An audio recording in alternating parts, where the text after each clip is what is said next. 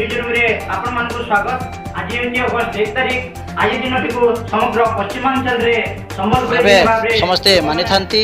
ई दिन रे पश्चिम ओडिशार जड़े पुरुखा लोक स्वर्गत सत्यनारायण बहिदार जन्म। तेणुकरी पश्चिमांचल रे आज तांको भिन्न भिन्न स्थान रे जन्म जयंती पालन अवसर रे बिनिका जोगेश्वर मंदिर रे मध्य स्वर्गत बहिदार स्मृतिचारण पूर्वक इत्यवसर रे महानदी युव संगठन बिनिका तरफ एक वृक्षरोपण कार्यक्रम अनुष्ठित हो जाइछि।